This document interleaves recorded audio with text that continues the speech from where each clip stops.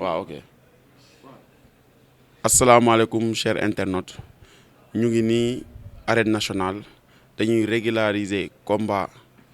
Modou Lo le roi des arènes ak Ama Baldé bu Fallaye doomu caatu Fallaye ñu ngi nii buntu CNG di xaar gars yi di ñëw.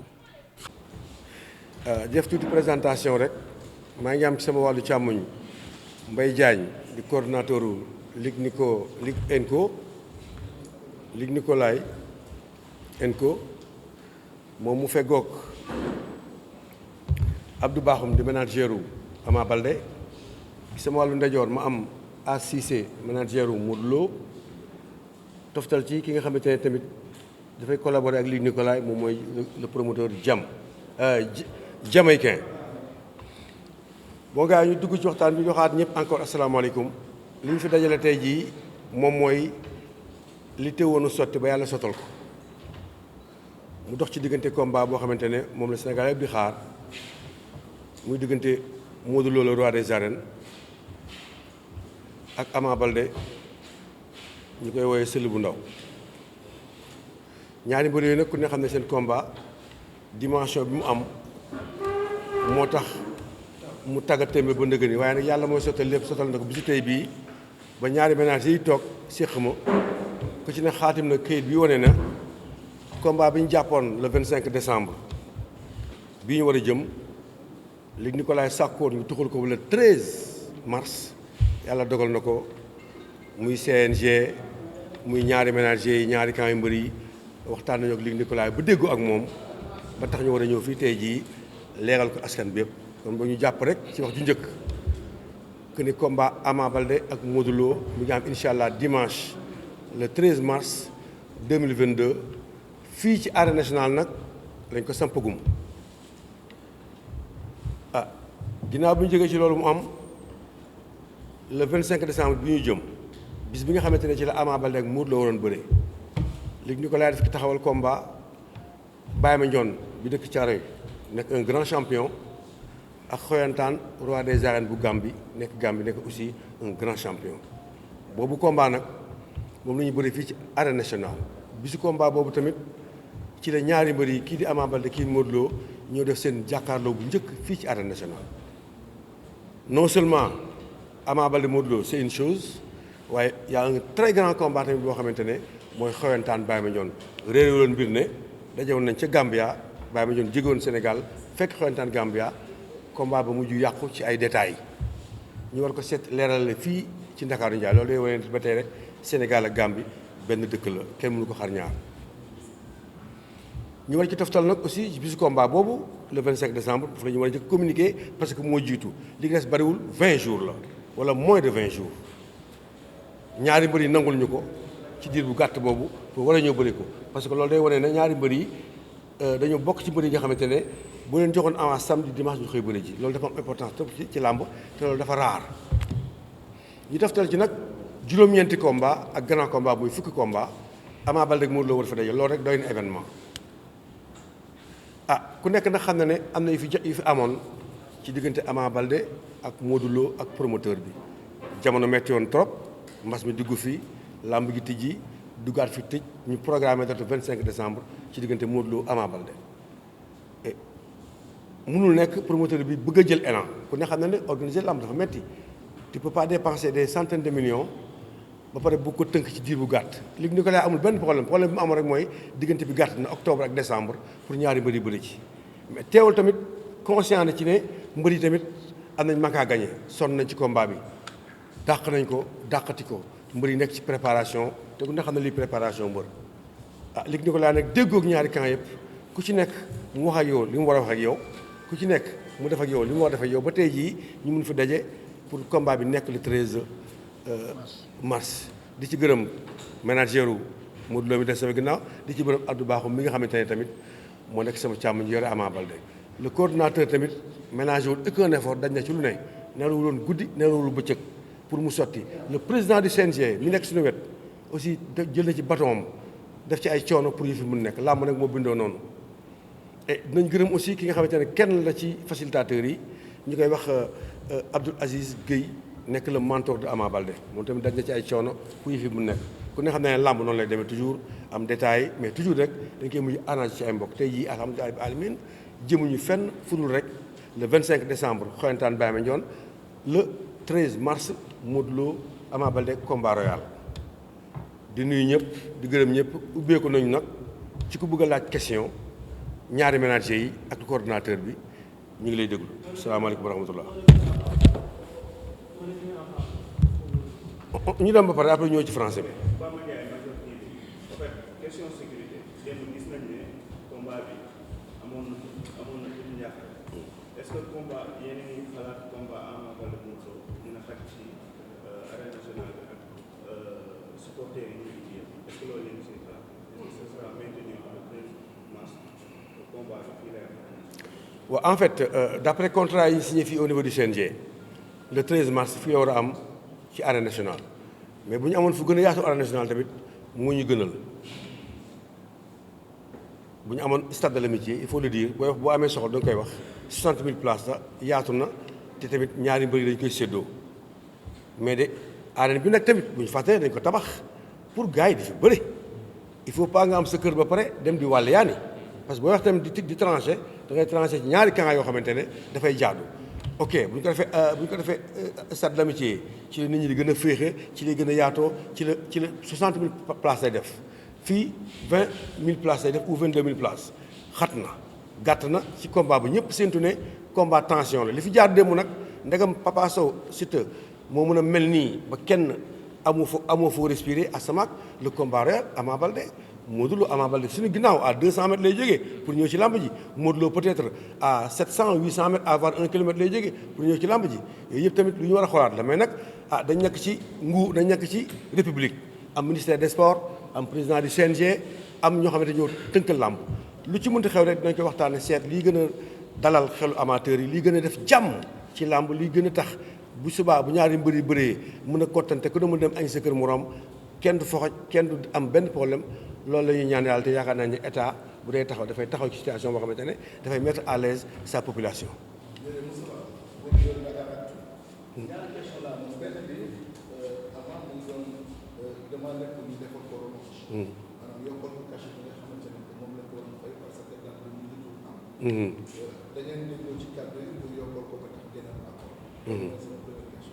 Deuxième question bi ñu ngi jël ay rumeur par rapport ak combat bi Nicolas avec la presse en ligne. Par rapport ak li mu ci contribué ba jusqu'à présent. Luc fi mu jëm ak yéen li mu nar mooy gën a métti ci yéen ban collaboration de Luc Nicolas dañ ko fas yéene am ak la presse en ligne bu ko defee presse bi xam ko teel a jël seen situation. Macha allah donc ñu commencé ko ci question bu njëkk bi. relance cachée bi bon en fait ku nekk xam ne ne mbër bu sentir ne dafa dañ ko impacté ou dañ ko tooñ te mu ne ci dëgg day bëgg ko defal rallonge mais rallonge boobu posé wul problème ci diggante ki nga xamante ne mooy promoteur bi ak manager bi waxtaanee nañ ko déggoo nañ ko muy Modou Lo nag parce que bu leen ne Ama Baldé kese de muy Modou Lo muy Ama Baldé ku ci nekk rek fi ñu ko mën a tënkee rek mooy waxtaan nañu ba déggoo ci ay kàddu ngor kay defal nañu rallonge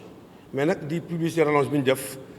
du mën a nekk waaye daal defal nañu rallonge bokk na gis ci sa bopp muy promoteur bi ak muy ñaari mbër yi. la presse en ligne bon déjà yéen a fi nekk les premières heures li dafa sàkkoon presse en ligne bi yëpp rajo yeeg télévision yeeg presse écrite bi yëpp ñëw assister lii ñu xam ne nekk na léegi nag mu des nag beneen liggéey ci ginnaaw beneen liggéey bi nag moom mooy yéen seen taxawaay lan la ci combat bi nan ngeen war a taxawee ba Luc Nicolaï réussir événement bi parce que yéen tamit dafa compter ci yéen pour réussir événement bi comme ni ngeen compter ci moom pour aussi mën a am ay éléments mën ci liggéey donc dama yaakaar ne rek su jaaree yoon ay protocole am ay signature de contrat am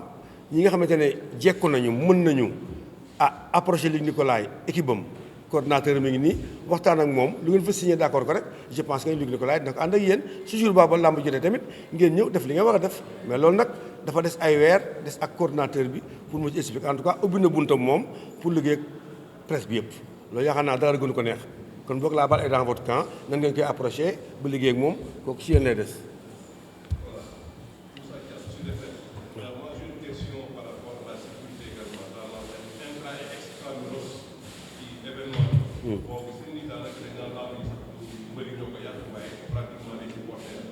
on a 3 mois ou bien 4 mois ou 5 mois voire 5 mois. Est-ce que vous avez un programme spécifique pour parler aux supporters, d'autant plus que c'est tout le temps que les supporters ñoo yàq la vie. Est-ce que vous devez changer de paradigme pour parler aux populations ngeen xam benn méthode de liggéey pour que au jour le jour que ñu mën a assurer nit ñi donc la tranquillité surtout nag aux alentours de l'arène et également dans l'enceinte de l'arène. ah macha allah loolu de moo nekk nag li nga xam ne moom la Sénégal yëpp soxla ku nekk xam ne ñun yàlla daf ñu dénk ñu am jeunesse boo xam ne dañu excité et puis bu ñuy supporter mbër dañu ci dem ak seen xol dafa leen sax jaral seen bakkan mais nag li ñu ci mën rek mooy sensibiliser leen te ñan ñoo war a njëkk a sensibiliser supporters yi mooy mbëri yi bëre seen njëriñ nekk ci làmb que mu nekk Ama Baldé que mu nekk Modou Lo ku ci ne war nga wax seen supporters xamal leen ne leen lii mooy sama avenir ci laay yor sama njaboot ci laay def sama avenir yéen nag di ngeen maa bëgg kenn gënoon ma leen waaye dañ bëggoon ngeen jàppale ma ci lii communication bu jaaree ci mbër yi rek à travers les supporters rek je pense que ne du am benn problème surtout que nag aussi quand il y a des problèmes à l'intérieur du stade ñu gis ñu saccagé tribune yi di ko damm dafay répercuté ci mbër mi gars yaa ngi koy kaas